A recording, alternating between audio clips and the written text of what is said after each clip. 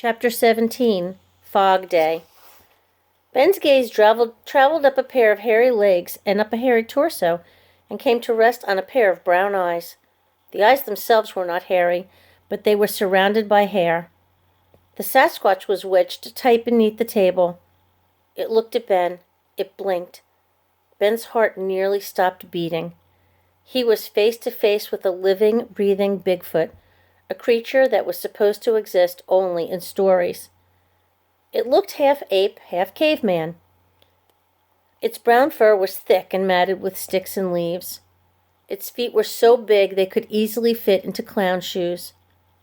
Looking at its low, sloping forehead and unibrow, Ben could see why others might think it wasn't very smart.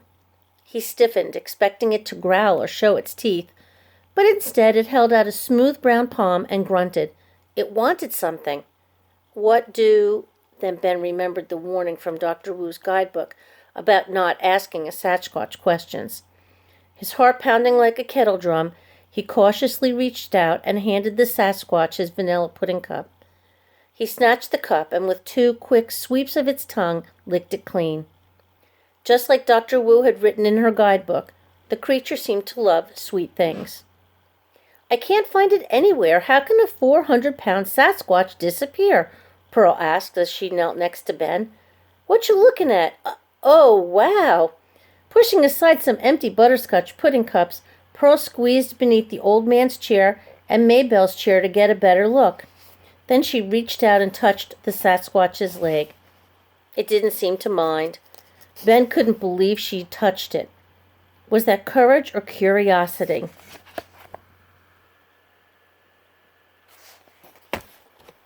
"They think it's a dog," Ben told her as the old man tossed another cup under the table. "They can't see very well."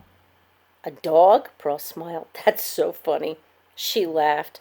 "That's one of the funniest things I've ever heard." "Well, it won't be funny if they find out it's not a dog. How are we going to get it out of here?" The Sasquatch burped. Then it sniffed the air. Its brown eyes rested on the chocolate bar in Pearl's hand. Pearl shook the bar. "Don't ask it questions," Ben reminded her. Making the Sasquatch angry would just complicate matters. He imagined it stomping through the senior center, old people screaming and fleeing in its wake. "Give it a piece." Pearl broke off a corner of the chocolate bar and tossed it. The Sasquatch caught the chocolate chunk, shoved it in its mouth, and grunted again. Then it shifted onto its knees and began to crawl toward Pearl and Ben. "Dr. Wu was right," Pearl said as she backed away. "We can tempt it with chocolate." She shook the bar again.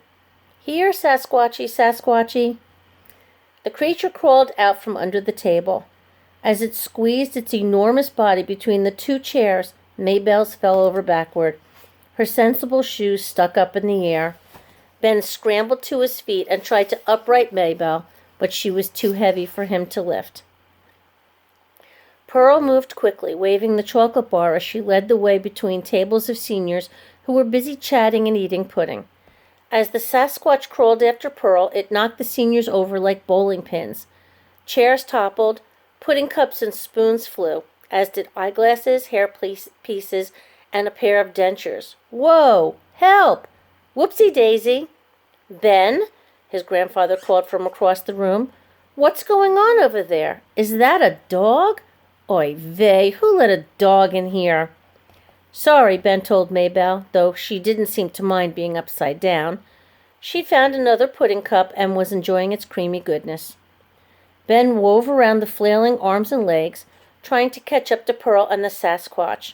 Pearl had almost reached the back door. They were so close to making their escape. But Grandpa Abe had grabbed his cane and was heading straight for Pearl. Ben's heart thumped wildly. He needed to create some sort of distraction. He opened the Sasquatch catching kit and pulled out the fog bomb. How did it work? There were no instructions attached, and even if there had been, there was no time to read them. It made fog, right? That's why it was called a fog bomb. He took hold of the little cord that hung from the green ball. But was it safe to activate it inside a building? Maybe not, or maybe so. Sweat dotted the back of Ben's neck. The Sasquatch stopped to lick something off the floor.